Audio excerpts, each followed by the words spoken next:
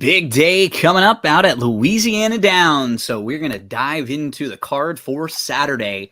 I know it's the summer and there's Del Mar and there's Saratoga going on, but if you're not paying attention this weekend, Louisiana Downs will have the best card anywhere. There are 6 stakes races on tap. Not one of them has a field less than 8. We have low takeout in exotic wagers like the pick 4 and the pick 5. There's low takeout in the win, place, and show at 17%. And it's a nice, tidy 7-race card with 6 of them stakes. So if you're playing one of the big tracks like Del Mar or Saratoga, you can have Louisiana Downs accompany you. You will see some of the best Louisiana breds in training, and you'll also see some really nice 2-year-olds with some bright futures. I'm very excited to have a couple guests joining me today for the first time. These are a couple folks that I've been speaking with a lot over the last couple months on social media. First up, owner, handicapper, tough beat the other day. Had a horse cross the wire first and get DQ'd with Super Wise. I'm talking about the very Thanks for reminding me, Gino. Phil Cleek. I'm sorry, Phil. Right off the bat, I know it's like the first thing I say, and it's right that. But how you doing, buddy? Thanks so much for hanging out. I'm doing very good, and really pleased with Super Wise's effort the other day. And it's just one of those things that happens. It's horse racing, and it's a tough pill to swallow because I thought he was much best, but you never know, and that's one of those bad sides. Sometimes things like that happen. And our other guest to help us hang out and go through the card is going to be someone that a lot of you who play the races for Louisiana racing and who are on social media, Robert at LA Horse Reporter. Robert, how you doing tonight? Doing good, and I've got my partner Alex, who is tied up with his day job, and hopefully he'll get on. If not, I've got his some of his races that he did. So, this is really a good card, like you said, Gino, and always, it's always all the Louisiana stakes days at the tracks are always good, but I think this one, has the potential to be one of the better ones, and it's really exciting to see the 2-year-old races. Because this is really the first time we'll see some of these horses in the stakes races, and I think we got some good ones. So. Really excited to talk about these races. If you're watching, you will see that we've got the daily racing form pulled up and the past performances. I am always, for every track that I look at, every race that I look at, I am a DRF.com formulator guy myself. With the way that I handicap the races, it's nice because we can go from one click to taking a look at a horse's replay, and we can take a look at the chart. We can dive right into the statistics for the trainer and for the jockey. We can get into the pedigree very easily. There's just so much stuff. You can plug in notes to keep for next time, just so that way you have things to monitor for each horse as they move along.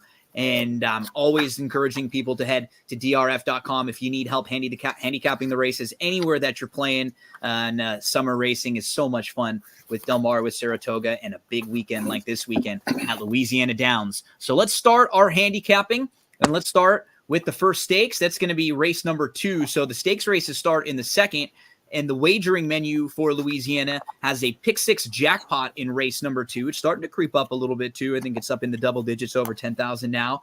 So if you're someone who likes to play and take a swing at a big jackpot, you can play for 20 cents. We also have the rolling 50-cent pick 3s throughout, win, place, show, daily double, exacta, try, super wagering, all available for you.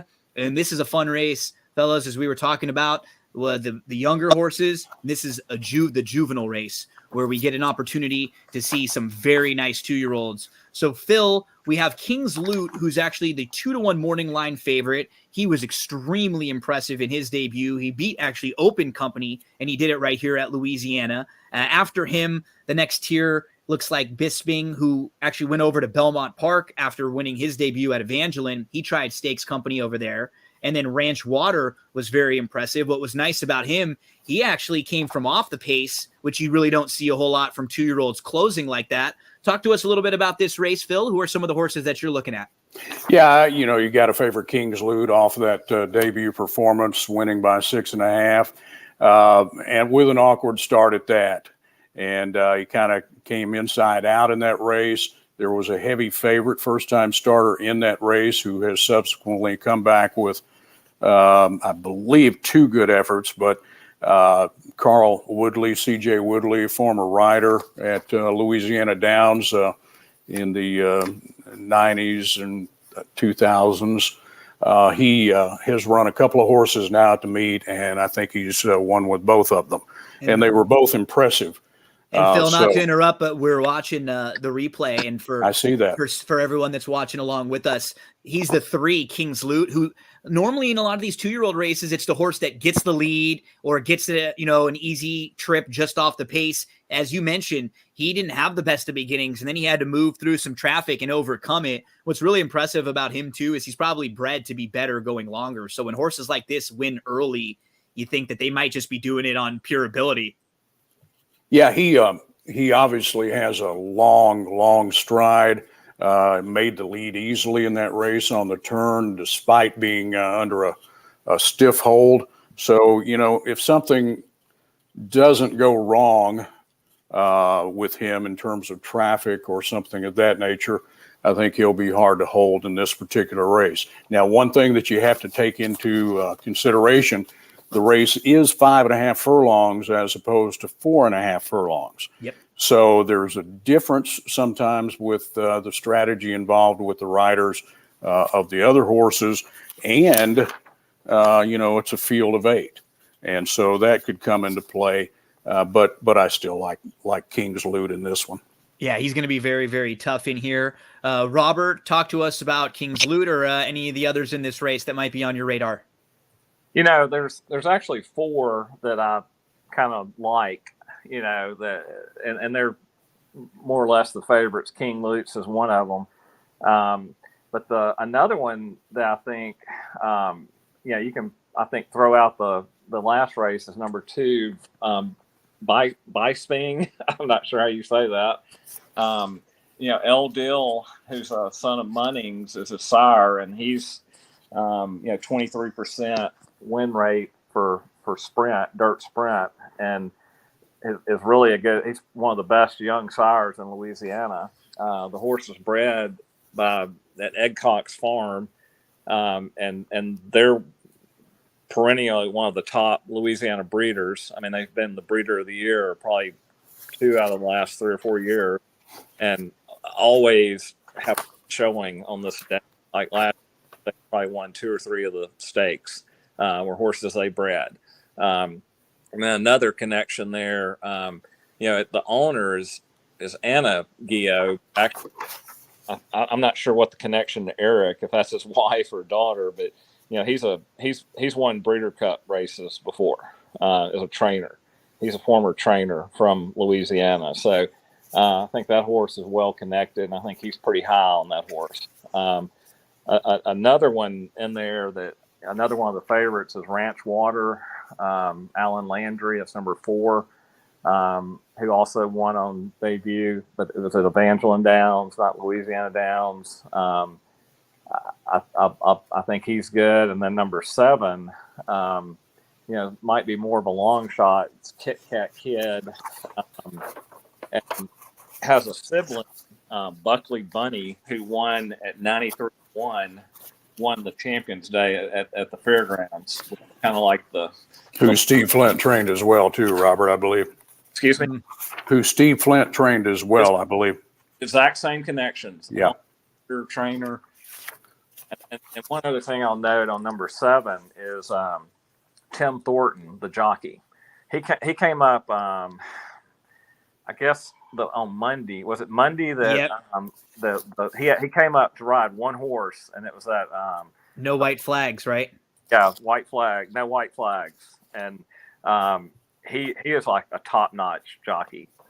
Won 7 races one day at Delta Downs back earlier this year, so you'll know who he is. But I think that's one to take a look at. I mean, I know I'm confusing the issue here, but I also think you got to look for longer shots at number 3, Easy Chance, who won his last race. And he's really fast too. What's nice is that in both of his races, you've seen really good speed. He just stopped in his debut, but in his second start, he showed a lot more finish there. And again, if he's just going to getting out of the gate, a lot of the time is half the battle in here. He's going to be one of the quicker. Yeah. at first his debut was that King's Loot race. Yep. I think going and Yep. he didn't do well, but they took him down to Evangeline and he did well down there. And I mean, the morning line's 12-1, and then he has the jockey on him is one that Louisiana Downs fans know is Del Cid, who jockey, but apparently is he no longer an apprentice? I mean, because there's no weight break here, but he's like the leading jockey at Evangeline Downs. He's been incredible. He's hitting at over 20%, like 22, 23%. I've been so impressed with him. And yeah, you're right. He's been dominating Louisiana or Evangeline Downs. Yeah. So again, I know I'm throwing a lot out there. And then one other one, Foster. The first timer. Yeah. That number 8, who is like working very well. I mean, he's got some bullet works on there, some pretty fast bullet works. And I think Foster has won this race before. Maybe he won the Philly side, but he's got an interesting pedigree too. If you look at him, so his Dam Watchful, I'm pulling up the Dam's past performances right now. She won her debut, which was great because she showed that she's precocious and she's able to win first time out. She actually won 3 of her first 4 starts overall. She was a 4-time winner, and she was in stakes races for the bulk of her career. She's actually multiple graded stakes placed. Yeah. Like $140,000. Yeah. It's not a bad pedigree. And she's actually dropped. If you look at her siblings, she's produced 14 siblings that have raced, and 11 of them are winners. There have been some pretty decent ones in there too. Yeah. Like Watchman, right? Yeah. He won at Saratoga by 6 lengths with 101 speed rating. Yep. And, Reddy Moore was also a winner who had 3 wins, won the debut. Yeah, Watchman was a grade 3 winner in the slop at Belmont Park in the Jamaica that was taken off the turf. Yeah, Face Card, who was a 7-time winner in 15 starts. These are just a lot of solid horses that they produced from this family. Another 3-time winner, Can't Watch, has won 4 races. So overall, Tizwatch was another one who won 3 more times. Luna Santa, Fostering Harmony. I just thought, I'm not sure if he'll be quite ready to win against a group like this with a couple other really nice horses that have some more seasoning, but it does show you that they're high on this horse for him to debut in a spot like this, right? Right. And Foster also. So, I mean, I think on him, I would be looking more, like for the exotics, throw him in at the bottom. But I think you're right. I don't see him winning because there's some pretty good ones top here. But, 3 and 8, I would definitely throw in to juice your ticket some. So. And overall, Joey is an excellent horseman, guys. He's trained some horses for me down the road, and there's a possibility always that he could train some more eventually for me. Let me throw a couple of more horses into the mix for you. Let's go through them. Makes it a little more difficult. Absolutely. I really think King's Loot, unless something goes wrong, is going I agree. to be the unless winner the of this rail race. hurts him really bad, right? He gets in trouble or something. He's going to be pretty tough. But if you're looking at this race let's say he does get into some trouble or something, then looking at the rest of the race, it really does open up a little bit. Yeah, I picked it 1, 2, 8, 5, 7 was the order in which I went in. And I think you've talked about the other horses. Bisping, obviously, coming out of the Tremont at Belmont, now back to his home environment in Louisiana, along with Devin Mayon, which is, he's a winning jockey in some 2-year-old races at Louisiana. I remember a couple of years ago, he rode a horse for Jerry Caroom that paid big balloons. And, he knows the course, has had a couple of races at the meeting as well. And, don't rule him out. He's a tall guy like E.J. Perrodin was tall back in the day, but he won his share of races too. So, don't rule that the jockey out because of his height. But looking at Joey's horse, I picked him 3rd. I do like the works, and I do like the female family, the Notebook side. And, of course, nothing you can take away from Custom for Carlos, who is perennially one of the top Louisiana sires. The other horse that I really, the numbers were a little light in its debut, but the horse ran a good second and had a clear lead. And Timmy Thornton rode that horse, and now a Super Derby winning jockey comes in to ride in C.J. McMahon, and that is customized space, another custom for Carlos. And this trainer, Sam David Jr., is a guy that knows how to win races, no matter where he's at. Blushing KD was his big filly back in the 90s. The Oaks. Yeah, and then also he had a penchant for running some good 2-year-olds as well at Louisiana Downs, one that set the track record, and I think it was held until recently, a filly named Sondor. And so don't rule out Sam David Jr. when it comes to running a race at Louisiana Downs. If he ships in, he thinks enough of the horse to think that it has a chance. Robert, anything else you want to mention about the juvenile before we move along? No, I'm just the I'm really interested in that 8 horse. Even though it's a debut, you just never know with juveniles what might happen. Because I think the most any of these have are 2 races. Most of them are 1 race. So you can always expect a surprise. So at least somewhere in the top 3. That's race number 2, the juvenile. Let's move along to race number 3 as we're navigating through the DRF past performances. At drf.com, you can get set up for any racetrack that you want to play, and you can dive in just like we are here in one click and pull up a replay, one click, pull up trainer info or pedigree information.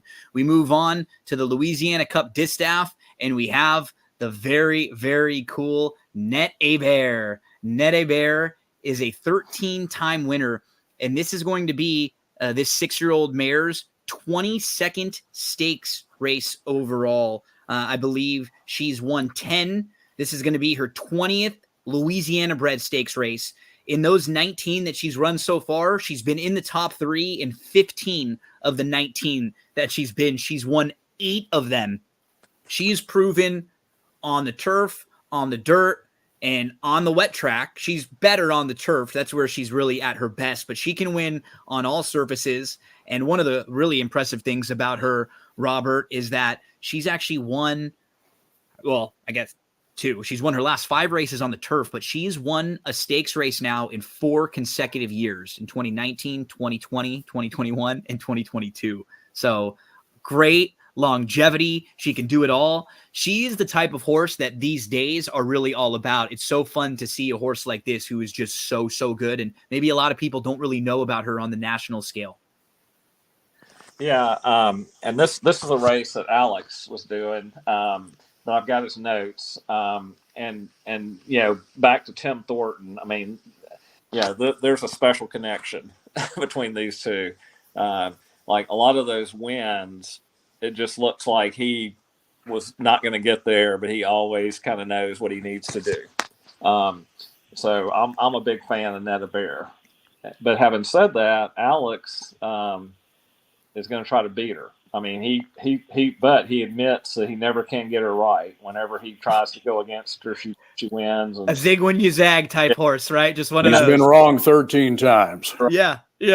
But he is going. He's obviously respecting her, and she'll be on his ticket. But he's going with Chesapeake Diva, the number 3 horse, who his notes say rising 4-year-old Animal Kingdom filly. Definitely stepping up in class. Will be her first stakes race, but here's why I'm picking her. I think she will make an uncontested lead, and sometimes the Frank's turf course at Louisiana Downs can be a very speed favoring turf course. If it all plays out right, she could take them all the way around. No doubt Net Hebert will put in a run late, but 6-5 and possibly lower at post time. I'll take a shot that Chesapeake Diva can hold on. Others he's throwing in are number 7, Eve's Delight, who faded last time. First 2-turn race. She should put in a better effort this time, 10-1. And then number 8, Fort Polk, who is just shy of $300,000 in career earnings. A lot of people that want an option to go against Net Hebert will go with. She's capable and actually beat Net Hebert in this race last year. Yep. And number 9, Lone Star Diva, could grind out a spot underneath on the trifecta or super. But I feel she's only a use on bug money tickets. So his top 4 are 3, 2, 7, 8. And I think he's going to go with a $5 straight exact of 3/2. That's some thoughts from Alex. Phil, give us some thoughts on the Louisiana Cup Distaff. I don't like his bets there. I might like to book those myself. You got to go with the queen, obviously. Nette Bear in this one. She has shown an affinity for the racetrack, and Alan Landry. Anytime he sends a horse down to Louisiana Downs, he means business. That said, my long shot in this particular race, you got to go down to the number 6, Alliacious. And Vicente Del Cid is going to be aboard. I think that you're right about Vicente, but not in the particular race that you mentioned earlier, Robert. The horse was a little light at Evangeline in its last race on the turf, but was up in the 2-path dueling for the lead in that particular race and got a little late. Now, that race was at a mile. This race is a mile and a 16th. I've noticed that you talked about speed being a factor at Louisiana Downs. Speed is a factor anywhere, no matter what surface you're on. But especially in the mile and a 16th races, you want to be somewhere near the front. You don't want to be trying to come from behind in that particular race. And I think that that's where Alliacious is going to be. Now, she is 0 for 2 in her efforts at Louisiana Downs on the grass with her highest buyer speed figure of 78. But again, I think, Gino, you'll have to help me out. I don't know how far that goes back to. I don't see them on my page. I've got an abbreviated page of Formulator that I printed out. But I do believe this horse is live in this spot. And that is my long shot selection. If there is going to be an upset, I think it's going to be the 6, Alliacious. The other horse I liked was Fort Polk, but there are about 5 horses that you could throw in the mix at that level. You got AG's Charlie, who's been running well, and Eve's Delight. So anybody could really get a piece of this race depending upon their racing luck. But my long shot, and it might be a little low on class, but we'll see, and that's number 6, Alliacious. Yeah, the grass races that were down here at Louisiana, they were in stakes races. She was in the Distaff when she finished 4th, and she didn't run that bad in 2020 in this particular race. There's another race at Fairgrounds going a mile and a 16th where she finished 4th, and she wasn't that far behind Nette Bear, and she's got a little sneaky turf form too. I agree with you. That's what's so fun about these cards when you get full fields, because all of these horses that are in these races are very honest and very good. Some of them at just a little slight tiers and different levels, but they're all usually really sharp, and that's why they come in here. So when some of these days show up with 5 or 6 horses, it's kind of a bummer to see small fields like that, because a lot of these horses deserve at least to run in a big race and take a shot. Phil, you mentioned the 5 AG Charlotte. She's kind of sneaky to me. She's got a little bit of upside because she's only been on the turf twice. And in one of those races, it was last time out where she was behind Fort Polk, and it wasn't that bad of an effort. She kind of got caught in between horses, and she got shuffled back to last, and then she came on again pretty well. If she can just take another little step forward, I think she might be in the mix at sort of a sneaky 5-to-1-ish price. But we hit Eve's Delight also, who she's been really sharp and really honest in her last 5 or 6 races. She has the one poor effort where she just completely missed the break against Drop Dead Sexy, and you can't do that against Drop Dead Sexy because then you're going to be about 5 lengths behind and just looking at looking in the rear. But she's been sharp. She'll maybe be flashing a little bit of speed and be forwardly placed in here. So I think we've hit on a lot. You talked about AG Charlotte. Let me go back to her for just a moment. You mentioned that she had kind of a sneaky good race last time when running second. And, that was coming off a win going a route of ground on the dirt. And if you look at that race, she was forwardly placed in that race second, then third, only a half length behind. And by the time that she had gone a half mile, got to the lead and then held on in the late stages. But see, this is another horse that could be closer to the pace battle today, simply because of the fact that she's stretching out, going a mile on the 16th. So that'll be key for a horse like Cheapskate Diva. What kind of pressure will she get for maybe a couple others like maybe an AG Charlotte or the 7 Eve's Delight, who flashed some speed last time out. On paper, she's the quickest, and she's the type that can, establish the lead early, and maybe she is that good to run them off their feet and win her 4th consecutive race. Robert, anything else you'd like to mention here about the Distaff? No, like I said, that was Alex, and he's trying to beat Netta Bear, and I'm kind of like Phil. Good luck with that. Well, it's going to be good luck to a lot of people handicapping these races throughout the card, because they are really good betting races. We've got the 4th race coming up, which is the Filly and Mare Sprint. It's a field of 11. Phil, I believe you said very chaotic is what we can see in this race, right? I'm hoping for some chaos, because I've got a 12-1 morning line horse right on top in Snowball. I'm going right back to Vicente Del Cid. This particular horse has had a win at Louisiana Downs and a 3rd, I believe, when she was much younger, a couple of years ago. And, she's a beautiful gray mare, and I love this particular horse. For one thing, she is coming back from a flat mile 2-turn race at Evangeline Downs and going back to what I believe is her best distance as a closing sprinter, going 6 furlongs. To give her a little more punch.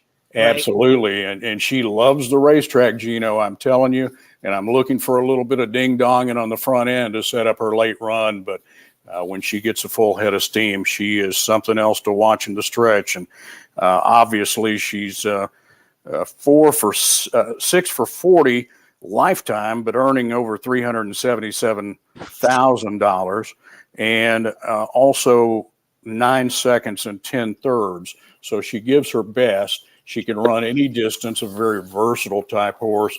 And I look for her to give a good effort. With her, Phil, is that because of her running style, when she's in small fields where she catches horses that are just a little quicker than her, she's always going to be in trouble. She's going to be 2nd or 3rd because she just doesn't have the type of early speed. In a race like this, where she's cutting back and she should be able to sit, there should be at least 3 or 4 horses who are trying to get towards the front end in here and pushing the pace. So the pace should be at least honest in here. So if this is the type of race you like a closer, or you like a horse from off the pace, I mean, they should get that kind of a trip in here.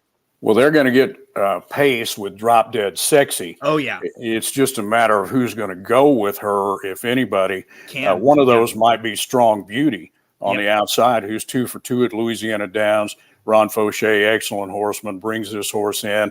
And Carlos Marquez, he is a very underrated rider. He's already ridden a winner at Louisiana Downs this year. So he is the money rider for the stable. So they definitely mean business with that mare. The other horse that I thought was really interesting, Gino, was the 8 Strummer. Strummer comes in, again, this is another C.J. McMahon horse, and Scotty Gellner brings this one in. And again, she's another turnback filly in this particular race. Yeah. She ran 1:70 and was a while ago. She's had a break since then. And look at those works coming back. Bullet work last time out at Evangeline on the 22nd. And I think that she fits from a class standpoint in this particular race.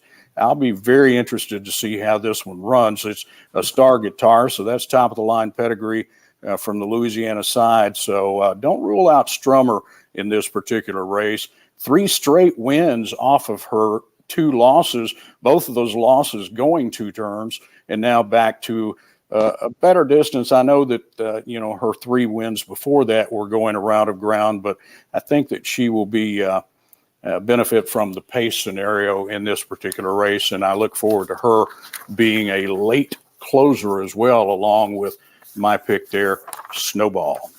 Robert, give us some of your thoughts on the Filly and Mare Sprint. Well, Phil stole my long shot. Throw that out, Snowball.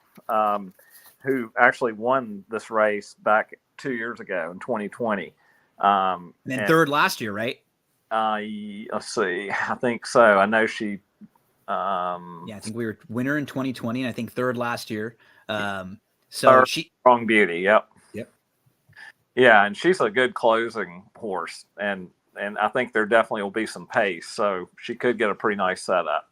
And we've already talked about Del Cid, and then another factor on her is Sammy Bro, who always seems to win. Yeah, when you have a big card like this, he always seems to find a way to win one of them. So I like that one.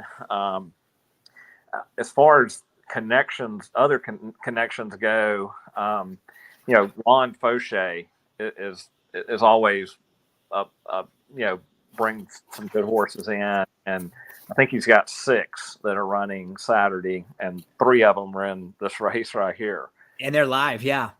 Yeah, and I think all of them are live. Yeah. So, yeah, the first one I think he has is number 6. I think 5, 6, and 11, right? G Squeeze, Fame Feather, and then Strong Beauty. Yeah. And I like all of those, but the one I probably like the best is Fame Feather. He's 7 years old, but since he has picked her up, he had her, and then Chris Davis had her. She's been past times, but she was running on turf a lot. Look on dirt since Fauché got her back. She got beat by 3/4 of a length at Louisiana Downs last year, and then ran a few turf races. And she won the Legends card, the sprint on the Legends card at Evangeline Downs back in June. Beat four other horses that are in the field. Yeah. Saturday. So she kind of gets the same trip that we may think Snowball would get too, right? Off the pace in here. If, there's some pace to run at, and maybe a little upside on the dirt with that. We know she's pretty classy on the turf. She's had really good form there. So maybe there's another level even that she might be able to hit on the dirt. Right. And I think, and she also has Tim Thornton, who, is a plus. Yeah. And he hasn't written, I don't think he's ever, I'm looking through, he's never written her, which is interesting. So that's a good combo there. But one I don't think that we've talked about is the favorite on the inside, Free Like a Girl. Yeah. Which is going to be interesting because, a lot of times there are some other 3-year-olds in here. But, she's been in her group of Louisiana-bred 3-year-olds. She's clearly the class of the group. She's won 3 of the state-bred stakes, going back to the Louisiana Lassie on the Champions Day card at the fairgrounds that was won by the 93-1 Buckley Bunny that we talked about earlier, the sibling of Kit Kat Kid. But she won 3 in a row. Prior to that. Looks like we lost Robert. Yeah, I was going to say, I think we lost Robert for a second. Robert, if you can hear us, I think we lost you. Maybe you can come in and out. But let me pick up on Free Like a Girl for him. Phil. Chassis Pommier, who, of course, is excellent trainer Carl DeVille's daughter, sends this horse to Louisiana Downs, and Carl DeVille is a part owner of the horse, so they think well of her, obviously.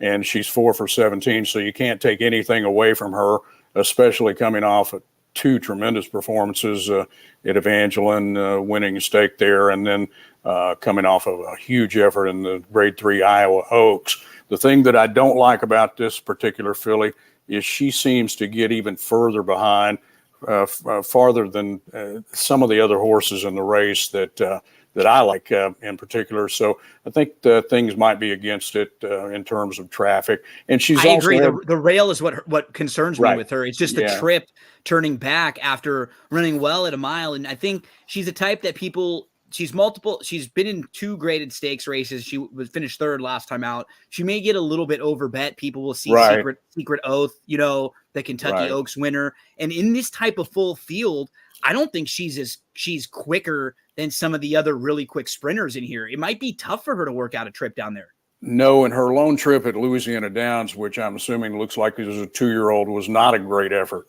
They improved from that point from their early efforts, but this one, I think, given the fact that she'll be 3-1 or less in this particular race, I don't think she's good value at all. Robert, do we have you back now?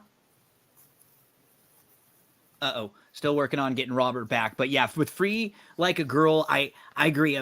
In a race that seems pretty wide open, I might be a little bit cold there on her. We actually didn't mention Canada's Customs even, who's in really nice form. I mean, and she's been facing open company as of late in her last 3 races. So that's always a positive when you've been beating open breds and now you're able to move back in with Louisiana breds. Phil, you also hit on the 11 Strong Beauty, who the draw can be a little bit of a concern from way out there. She's got some versatility to her, though, so she can sit off. If she can work out a trip and not have to get parked like 4 or 5 wide, she might be able to be in a really good spot and can drop dead sexy, just catch a flyer like she has in the last few and maybe outrun them. You know? She's the one that intrigues me, really, based on your comments after that particular race at Louisiana Downs last time.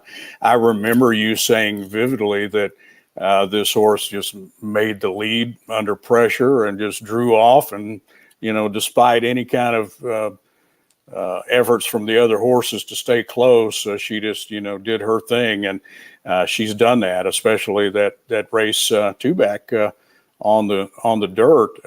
Where does that race come from? Coming straight off of a 20 by her speed figure. But she got good, and she got good quick. And we've seen this with a lot of Shane Wilson horses. If they get good, they stay good for a while. And so it's going to be a very, very interesting race with lots of ways we can go in that one. Keep trying to reconnect with Robert. Are you there, Robert? Can we hear you? No, we'll keep trying to get you in and out of here. If so, we will move along to race number 5. Anything else you want to mention on that one, Phil? I mean, that's a fun race, that filly and mare sprint. No, I mean, it's one of those races where you can look at it a million times, and after the race is run, you could probably see the winner quite clearly. But before the race, it's a little bit more difficult.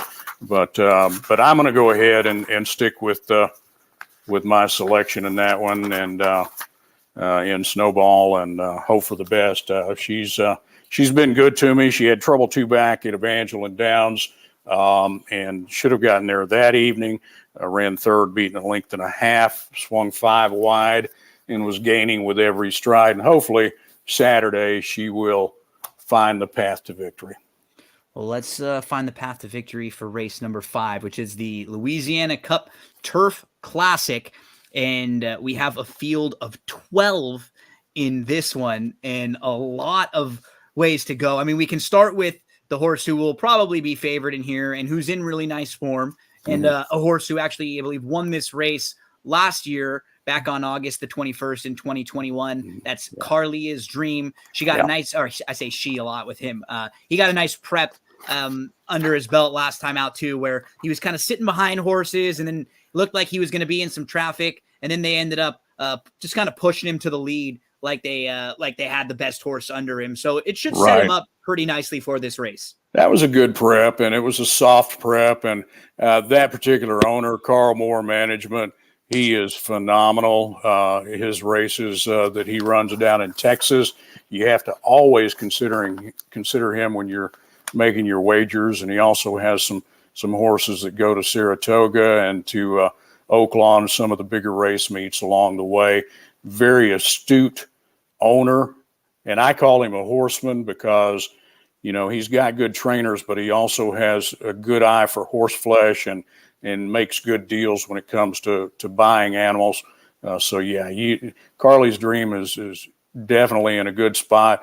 Hiram Diego, an excellent rider who used to run at Louisiana Downs all the time, knows that particular turf course, and rode this gelding last time out, and he will be tough to beat, but I'm going to try to beat him.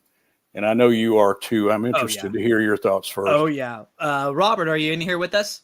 Yeah. Can you hear me? There we go. We're back. We got Robert back here with us, helping us out with the Turf Classic. So yeah, I think, in a race like this, especially in a big field, a lot of it'll come down to the way the pace shapes up. Robert, give us some of your thoughts on the Turf Classic here.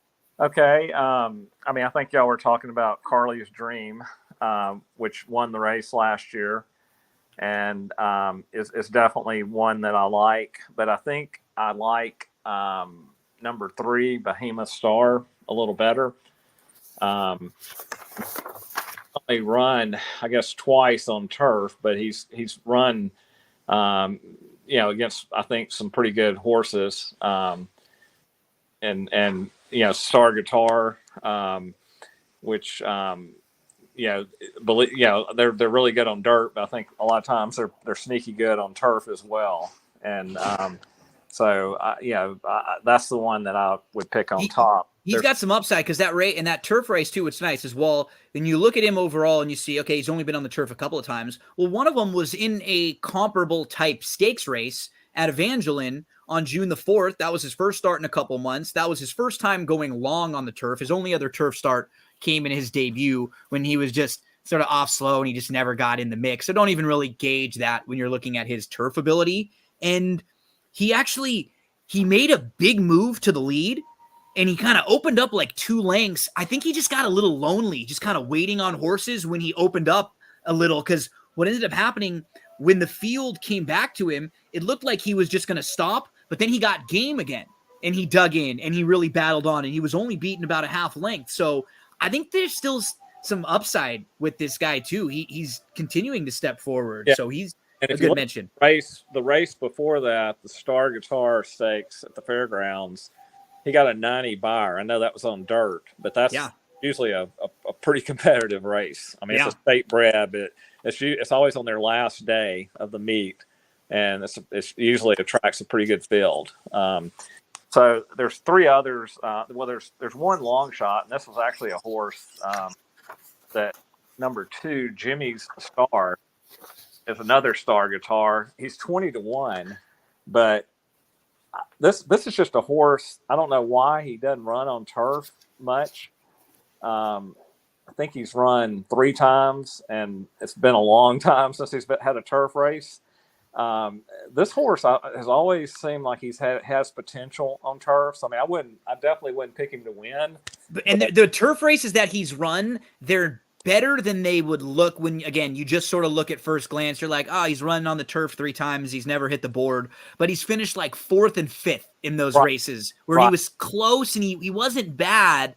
And you're right. I think his what's great about DRF, if you just instantly look at his pedigree, you go, his damn unusual strike out of an unusual heat mare, and then you can click. You just think turf. It just immediately feels like turf, right? And a lot of turf on that dam side, and then also if you look at Star Guitar deeper in his pedigree, there's turf there too. But one of those turf, I guess actually the last time he ran on turf was in this race 3 years ago when he ran 5th, but he was only beaten 5 lengths. And that horse that was second in that race in the Navy was like a really good turf. Was like one of the best turf horses in Louisiana at that time. So that's my long shot. And then I have 3 others that I like just to kind of throw in, but not really to win, because I think 3 and 10 are the winners are going to be one of those 2. It's number 1. He's also kind of a long shot at 12-1, but Temple City, that's obviously turf there.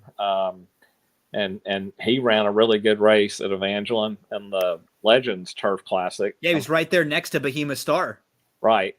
And then number 4, JC's Royalty, who I think was second race by half a length. And then number 7, Charlie G, who I think y'all might. I don't know if y'all talked about it yet. No, he's sharp right now, right? Yeah.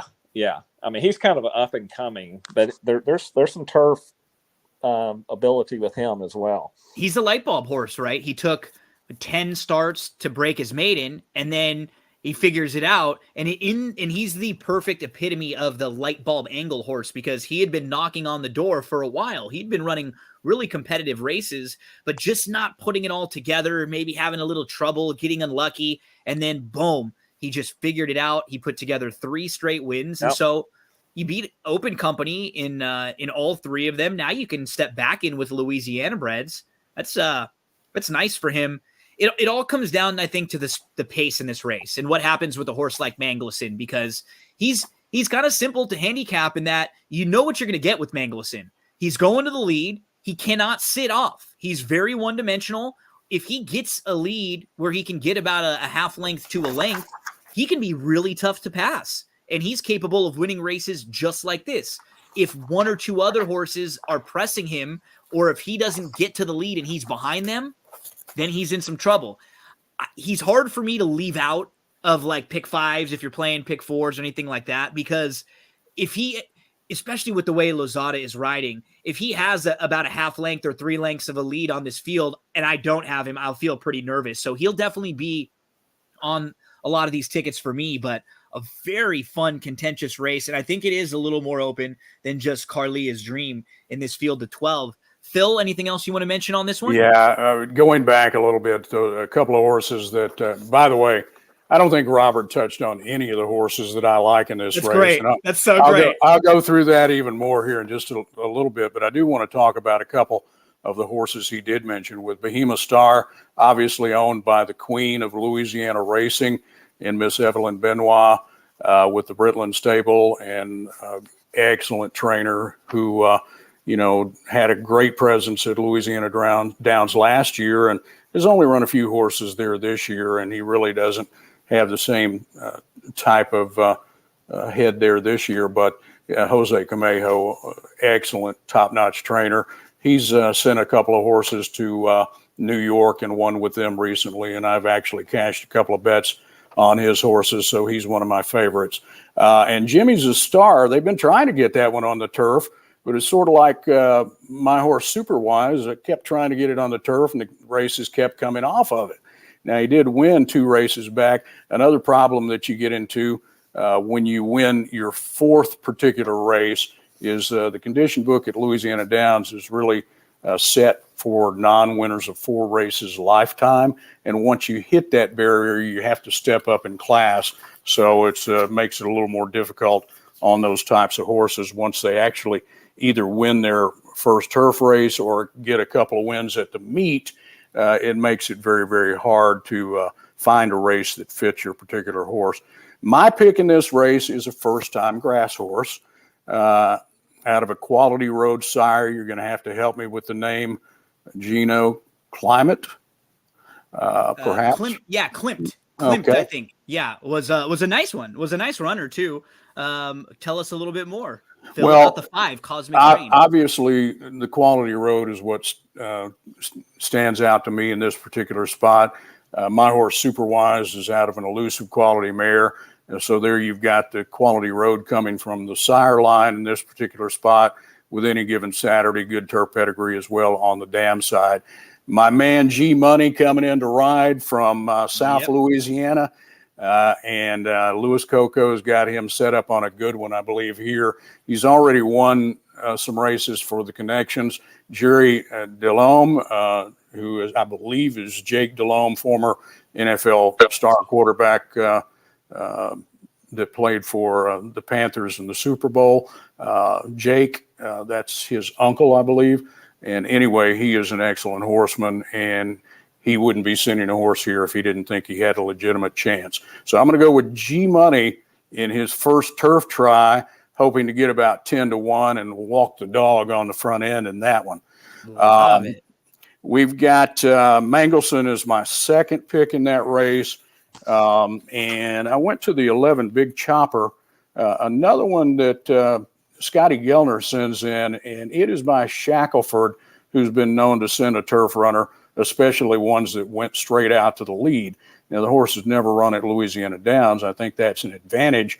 And C.J. McMahon, again, I'm a big C.J. McMahon fan, and I believe that he has excellent strategy a lot of times. And when they break out of the gate, he can read things that the other riders are doing that maybe some of the riders can't.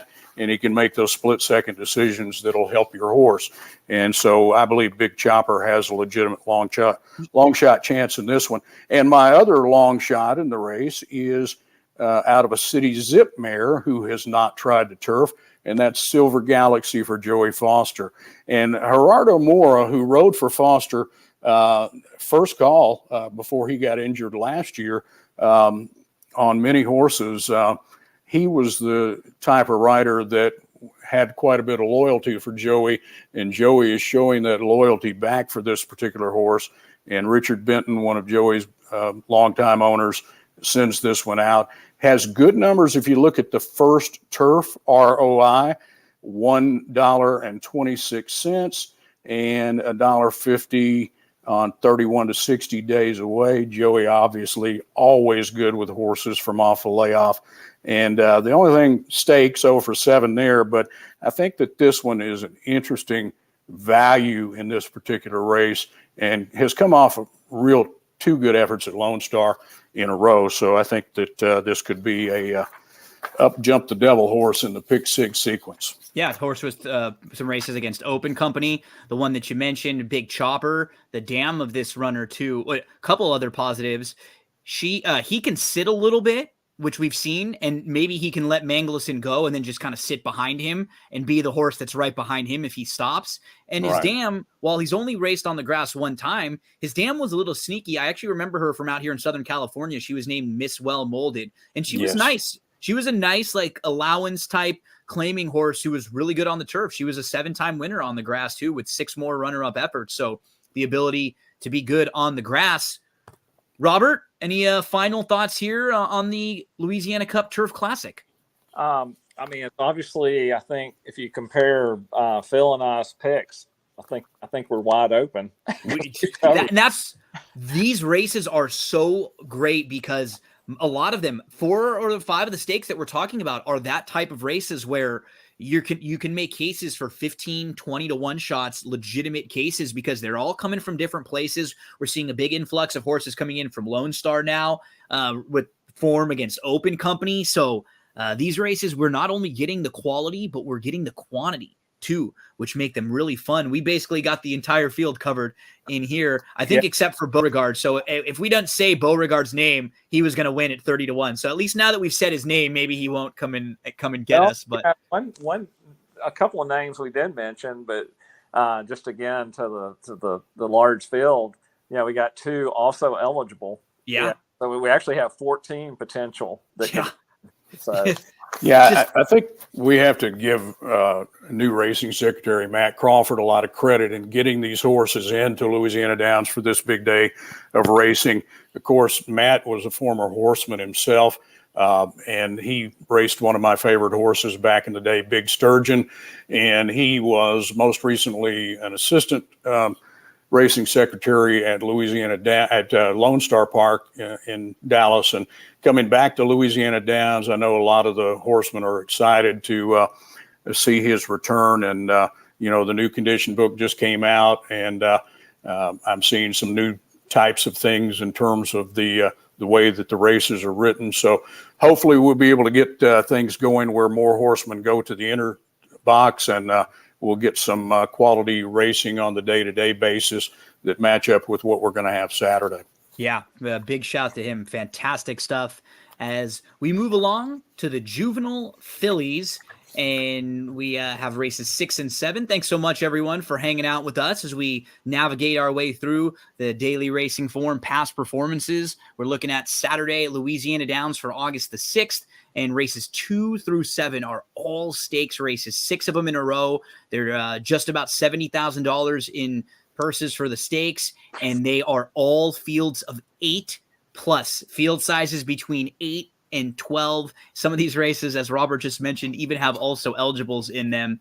One of the more buzzworthy horses that we've seen throughout the Louisiana meet so far goes for Staten Flurry and Flurry Racing, and that is Lady Flurry. I was able to speak with him a little earlier before we are recording this. He's got a big day. Talk about a fun Saturday coming up. He's got a 2-year-old with all the upside in the world. It's got a really big speed figure, but he actually can't be there because he's out at Del Mar watching She Dares the Devil in the Grade 1 Clement Hirsch at Del Mar. So not a bad problem to have when you got to be one place and not the other. But I think from a conversation point, at least, Phil, we could start with her because She has been awesome. I think she almost broke a track record as like 40 years old, and she could have if she was asked. They didn't even really have to ask her because she was so far in front of the field.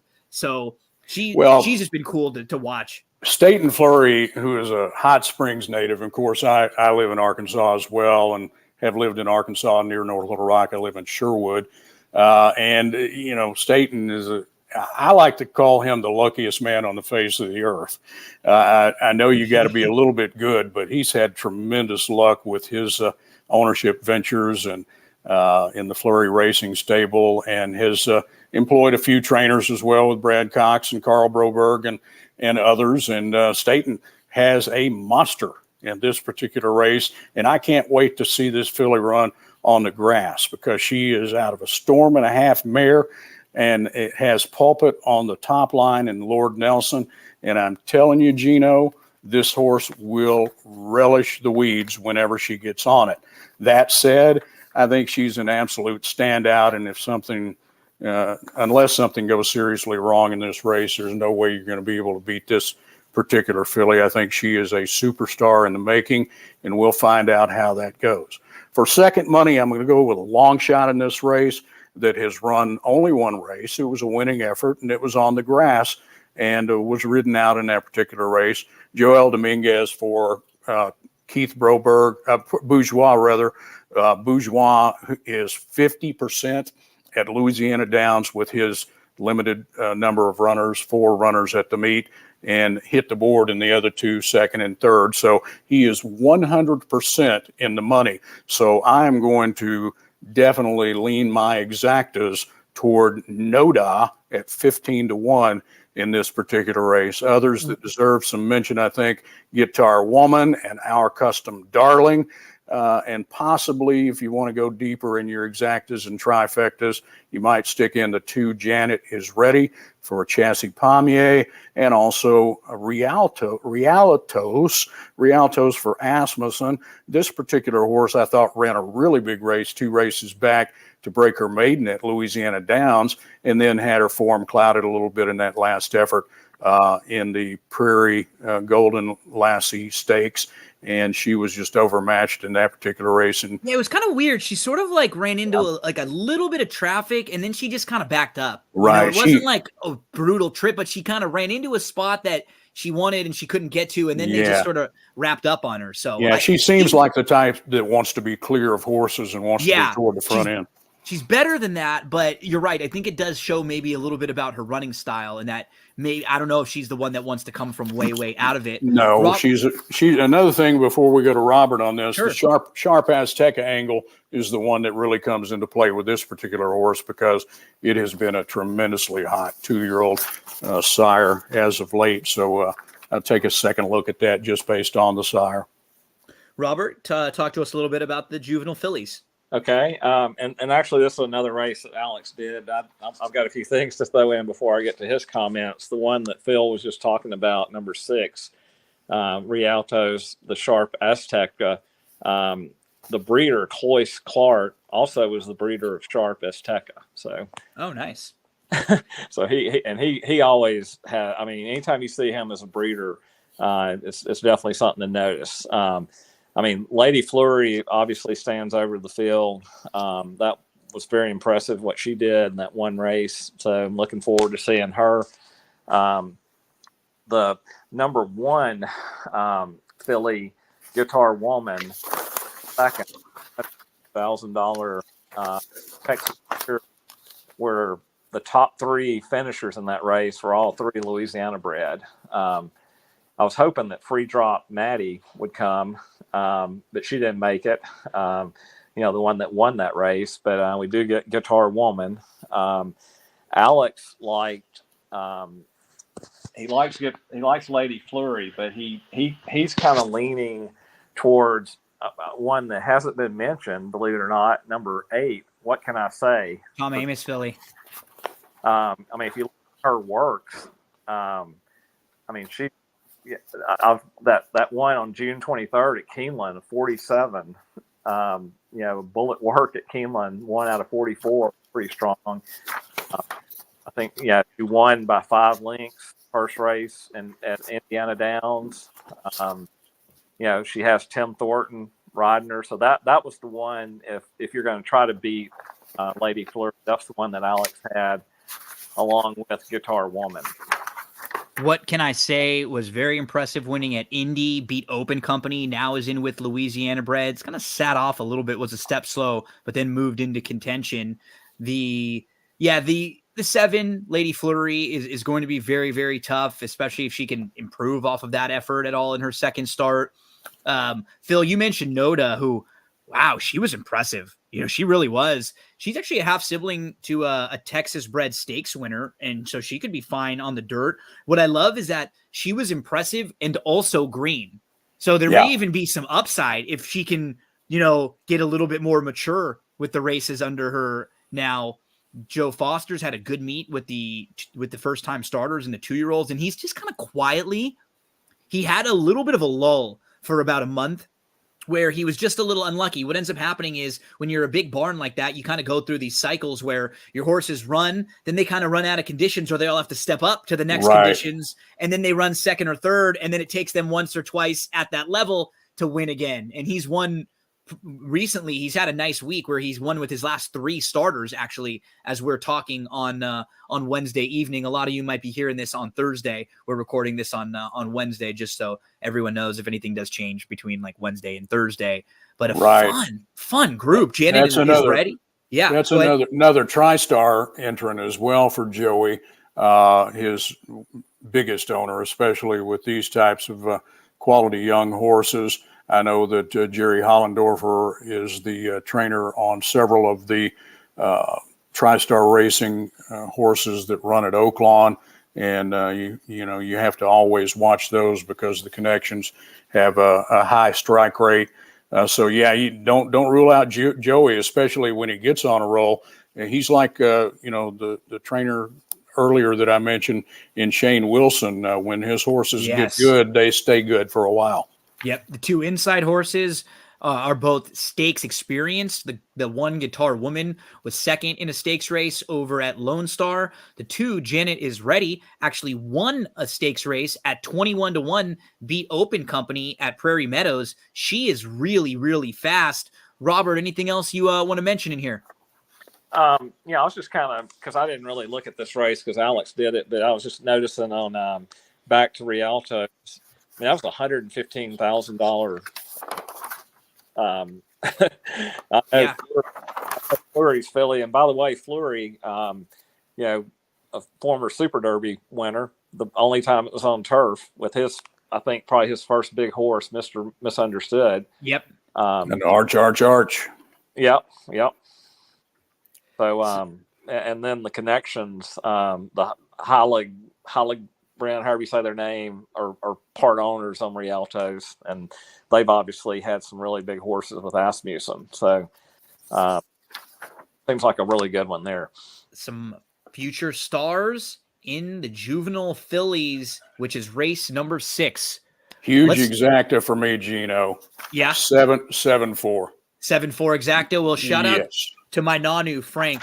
I'm not really in numbers. I don't know if either of you guys are like a numbers player, but my Nanu and my mom, they both play numbers. And for my mom, she'll sort of handicap a little bit to make sure if the number's the 1-3-5 or she plays 2-4-7. My Nanu was a 4-7, and bless him, he was the chalkiest chalk player in the world. If he saw like 6-5 over 3-5 on a 4-7, he'd go up there and play $100 exacta, 4-7, a $50 box. So anytime I see the 4-7 numbers, it always makes me smile. And I think I agree with you, Phil. I think those are probably my top 2. The 4 is the one that I think is sneaky with some upside. And then there are some nice 2-year-olds in here, but they'll all have to beat Lady Flurry, who was so impressive. That's a monster number for a 2-year-old first time out of the box like that, who could have gone even faster. So, and what's nice about her versus some of the others, like she is drawn towards the outside, which could help her a little bit if it takes her a few strides to get going again. But she's certainly classy, and she's bred to be a nice one. Let's finish it up in race number 7 with the Louisiana Cup Sprint. And how about this? If you're alive in any exotics like the pick 6 or the pick 5 or the pick 4, and you come to the closeout leg, you've got a field of 11 in here with a lukewarm 3-1 favorite in one of the more wide open races on the card. And that favorite is Creole Charlie, who's just a little lightly raced when you just compare to some of the big horses and some of the other big races. He's never won a stakes. He's hit the board in all 3 of the stakes that he's been in, but he's drawn down on the inside in a sprint race, which could sometimes be difficult. Robert, let's start with you here in this finale. Tell us a little bit about some of your thoughts on the sprint. Okay, and this is, again, another one that Alex did, so I'm just kind of reading his notes. Sure. But I do agree. I mean, this is a strong finishing race for any sequence, which all of them will finish here. But so his comment is it's a race where there's value to find. He personally likes number 9, Brian's Iron Mike, who has the falling angles he really likes. Been training like a beast, multiple bullets. Alan Landry always seems to have his horses ready on big days. Iron Fist, his sire, is becoming a strong Louisiana stallion, and this is his second race off of a layoff. His price should stay somewhere in the 9-2 range and possibly float up a little. Second choice is number 4, Takes 2 to Tango. His second best career race came at Louisiana Downs last summer. He could win at a really nice price as he's 8-1 on the morning line, but he's very inconsistent. Number 11, Yankee 7's best race, could win this race. He's a juicy 15-1. The inconsistency is also his enemy. Barnes is now under Cesar Guevara, whose stats are very underwhelming. If you believe either one of these are sitting on their best effort, you can be rewarded. And then he threw some others out. Number 2, Creole Charlie. Number 6, X-Clown. And then you got the 9-year-old gelding Double Barrel Man. And so his top 4 are 9, 2, 6, 3. And Robert, you were posting about X-Clown last time when he ran, right? When he won, about the name of him, because he's for the Delhomme Set Hut Connections. Tell us a little bit about the name. Yeah, so the name is the play that the Panthers ran I think it was to get to the NFC Championship game the year that they played in the Super Bowl, and almost awesome. It was a play to Steve Smith Sr. Was the name of the play, X-Clown, and he scored a 70-yard touchdown, open down the middle on the Rams to win. Cool. And that's the name of X-Clown, who is a major player in this race. He came off of a win last time out where he was kind of in a little bit of trouble behind horses, sort of waiting, and he ended up moving in between horses at the top of the lane. It was a determined W to get up there.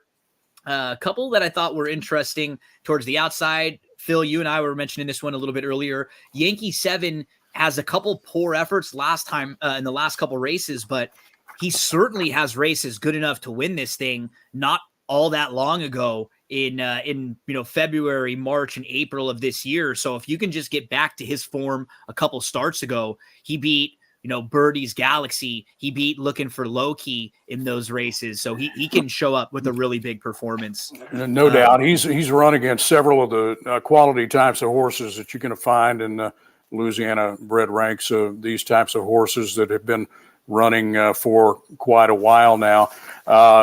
Going back, I want to mention something about Brian's Iron Mike that Robert mentioned. It was beaten ahead last time out in the slop at Evangeline Downs. Taking a look at the DRF formulator form now, and we see that particular race, he had a little bit of traffic trouble in that race. He was beaten by a horse, Young Bull, who is an Arkansas bred, who Riley Grudzian attained through dispersal, I believe, quite recently. And she won with that particular horse first out. Devin,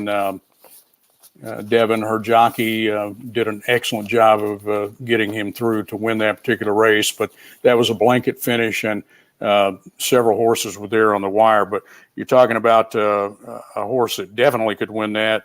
and that's Brian's Iron Mike, especially Yep. if he gets the pace setup that he needs in the particular race. My pick was the number 4, Gino, Takes Two to Tango, with my man Louis Q, Oak Lawn legend, coming in and former rider at Louisiana Downs as well. And I find it quite interesting. This is Luis Quinones with a Z. Now, it says last time out on the form that the horse was ridden by Luis Quinones with an S. Now, he is more of a mountaineer, West Virginia type rider, that area of the country. So I'm a little confused on that. I'm thinking, why is he on that horse? Maybe it's just a typo. Is that a possibility? I don't know. But I really like this horse. Obviously has an affinity for Louisiana Downs. 4 out of 6 lifetime with an 88 Beyer speed figure, his top. And if he runs anywhere near that, he will waltz home in this particular spot at what I hope is a pretty decent price. Kind of lightly raced, spread out, a little bit sporadic, but his workouts have been tremendous. Shows a bullet work on July 23rd at Louisiana Downs, and then another maintenance work going a half mile in the mud on the 30th to stay on schedule. But this horse will be well meant for trainer J.L. Garcia, who has done a lot of winning at this particular venue. And Melissa, help me out with the last name, Cantaguzine. She has been a tremendous long-term owner and used to have horses with Ralph Irwin, who was a leading trainer at Louisiana Downs. So she has been a prominent part of the Louisiana Downs scene, and I look forward to her getting a good shot to win this particular race. That was such a funny note, Phil, that you're right. So I wouldn't have looked that up, but you're right. Both we had both the Quinones ride this horse in back-to-back races, the different ones, the Louis M and the Luis. So the spelling is right because there are two different riders out there with the names. So that's hilarious that they've both been on the horse recently that you were talking about. And it looks funny looking at the past performances to see it. Yeah. Different middle initial. Louis S and M. So that's funny where and now Quinones, that is jumping back aboard, is the more heralded one who has, multiple graded stakes winner, who's won coming up on 4,000 races. So very patient rider, has a good judge of pace, and is an excellent rider for sprint closers as well. Now, this horse, I think, is going to be a little bit more forwardly placed, but he's one of those riders that, like Carlos Lozada and like C.J. McMahon, they can kind of judge things at the break on what the other riders are doing and how their horse is responding, and get the best out of their particular horse to give them the greatest chance of winning. One horse who I wanted to just sort of mention and show a little bit about, he's a long shot that I think is interesting. So Black Sword is actually, if you're just playing him off of his recent form and his speed figures, he fits pretty well with this group. He's really not far off what it would take to win this race. And we can look at him last time out in a race behind Creole Charlie and Takes Two to Tango. So a lot of the common type rivals, Yankee 7 and All Toronto, were also in that race. And he kind of he beat the Arkansas bred Young Bull that I mentioned earlier as well. Yeah, and so in this race, he's the one. What's a little bit difficult is it's always kind of hard in a big field like that to draw the rail because you get put in that weird spot. He has a fine beginning, but what ends up happening, horses to the outside are just a little bit quicker and they're able to cross over, and he ends up kind of put in the spot behind horses where you just kind of get shuffled and you're waiting for room. Birdie's Galaxy's able to cross over. And now Black Sword, as soon as he's behind Birdie's Galaxy, you see he gets that shuffle now. He loses his positioning. He loses a couple lengths. All of a sudden, he goes from being right on the lead in contention to fourth. And that placing can really hurt a little bit. That's in competitive fields like this, that can be the difference between winning and losing or winning and finishing second. He tries to come back on again, and he actually just misses third. There's just not a whole lot of passing because Birdie's Galaxy is able to shake off the challengers here, and it didn't look like he really loved it down towards the inside. He kept trying really hard, and he almost finishes third here. So I thought Black Sword was a little bit interesting. We've mentioned Vicente Del Cid a couple times already. and he's not far behind a lot of the major players in here. This is a great betting race to close out the card. Phil, give us some of your final thoughts in the 7th. I think those are some good points made on Black Sword. Another thing that I like, it looked like he was unprepared at the start in that race to me. Yeah. And and also the track at Evangeline Downs. I'm not saying it was biased that particular day, but it's been known to be a little bit of a conveyor belt at times for horses who make the lead. So Black Sword was up against it from that standpoint there. My picks, Gino, were 4, 9, 7, 6, 11. And the only two that I don't think we've mentioned are the 7 Double Barrel Man, who Alan Landry sends in, and my man Calvin Henry Burrell rides. He won a race for me at Oaklawn way back when my dad was alive in 1990 on a horse called Witch Duster, a horse that we claimed from, believe it or not, Al Stahl and Al Stahl Jr., and it was trained by a young roommate of Al Stahl's by the name of Thomas Amos. And Tom Amos lost that horse to me, and he was so distraught. And, of course, you know what happened to him. We did win 5 races with Witch Duster, but obviously I haven't had the success that Tom Amos has had in the industry or Al Stahl. But anyway, going back to Double Barrel Man with Calvin Burrell, this particular horse has run against some of those same types, beaten only ahead the last 2 times out. Beat Creole Charlie a couple times back-to-back. Right, a winner 3 straight before that. So, you know, this horse is obviously live. Winless at Louisiana Downs, but 2 shows, and on his best particular day, he could be very tough in this race, and comes off a little bit of a break, which is also encouraging to me. And X-Clown for Jerry Delhomme, and Jake Delhomme owns this particular horse, obviously, is coming off a huge score at Louisiana Downs, where he really exploded in the stretch to get up on the inside and win that particular race. And that was a very nice prep for him, coming off of a turf debut. Lots of ways you can go in this one, but I'm going to go with the 4 Takes 2 to Tango, and maybe a couple of little saver bets on the underneath. I like that 15-1 shot. You like, Gino, Yankees 7 as well, to be up in the mix somewhere. Yeah, at least while we're hitting everyone before we get out of here in the next couple minutes, the 8 is Osceola, who's been really sharp in his last 2. I know this is a big step up for him, but he's got that kind of fun style where he can sit and then just kind of make an early move to the lead, and he fits Jose Guerrero, and they fit each other really well down inside. Right. You know, Mike J won 3 races in a row, but I'm a little bit worried about him from the rail in a packed race like this. He may be in a tough spot if he can't clear. Well, you got to root for a horse like Osceola. You got a local connection here. This is a horse who's made all of its hay locally. And, of course, Bob Schultz, a longtime Louisiana Downs horseman, has this one. It's a really nice colt, and, you know, is getting better race by race. And you know, he is stepping up a bit in class, but you never know. Sometimes when they start getting good, they stay good. And that particular horse, I know many people around the area would like to see give a good effort and possibly win that race. Robert, give us some final thoughts on this one. Yeah, we were talking about Black Sword earlier and Birdie's Galaxy, and that was the horse Alex had in his 4th pick. He had 9-2-6-3, but you know, Birdie's Galaxy, nobody's beating that horse right now in Louisiana Sprint race. I mean, I was hoping he'd be here, but I think Fauchet's giving him a rest. You know, probably getting ready for fairgrounds. But so, I mean, there's no loss there, and he only got beat by 3 3/4 length in that race that you were showing. And then Phil had mentioned Tom Amos, you know, claiming the horse from Amos. You know, Amos does have that filly going against Lady Flurry in the Juvenile Philly, and he is sitting like really close. I think he's within 4 or 5 races to hit 4,000 career. Yeah.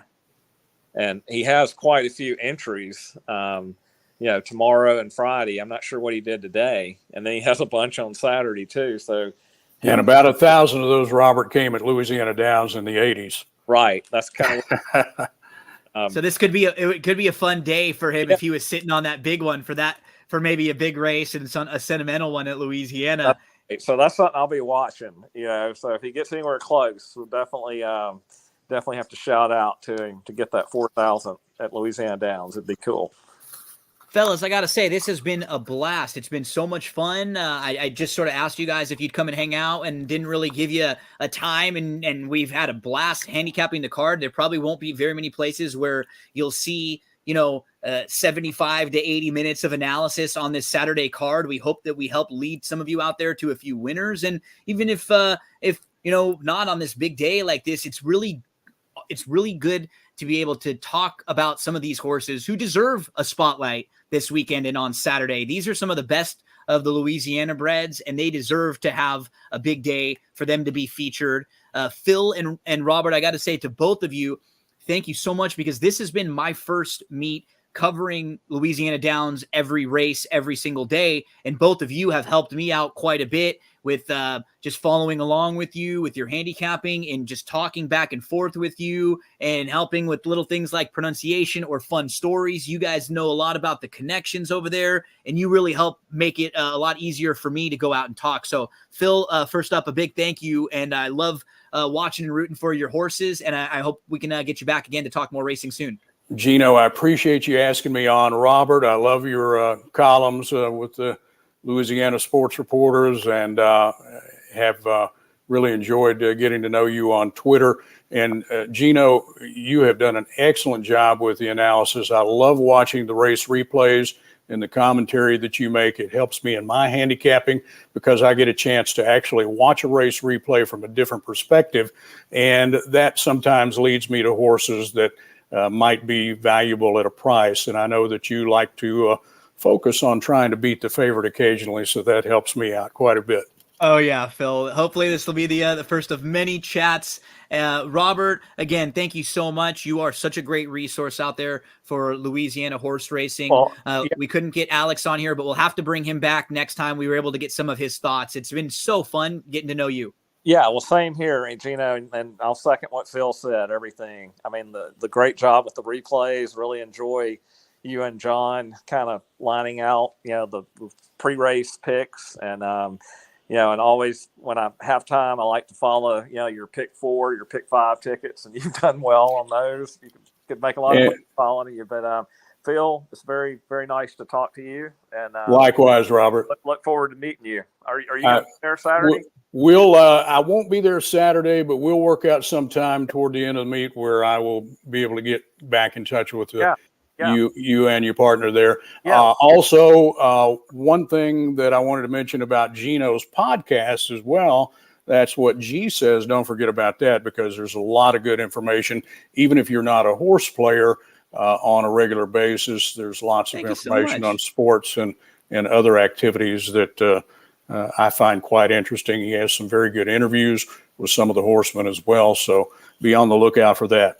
Thank you so much, Phil. I really appreciate it. Robert, this has been a blast. Thank you to everyone for hanging out with us. And like always, if you enjoyed what you saw here, head on over to drf.com. Any racetrack that you're going to be handicapping, anytime you want to prep for the races, you can get those formulator past performances. And right now with Del Mar, with Saratoga, with great summer racing, we can take all the help we can get. So use those great resources there.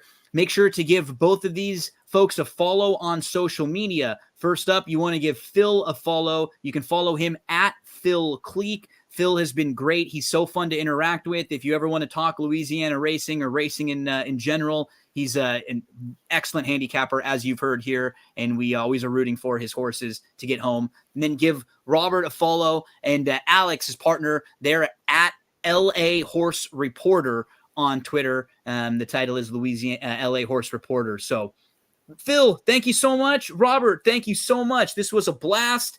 And thanks again to everyone for hanging out with us. Now, don't forget. Thanks, everybody. Good luck Saturday. Yeah, the big day is Saturday. Lots of opportunities to make your money. And remember, it's going to be a little bit early of a first post on Saturday. It's going to go as 2:45 p.m. Eastern time, I believe. So we're going to be a little bit earlier for Saturday's post. You'll be able to get your wagers in and follow along with some of the other great racing action all over the place. Phil and Robert, thanks again. thanks so much to everyone, and we'll have much more content for Louisiana Downs coming very, very soon. All right.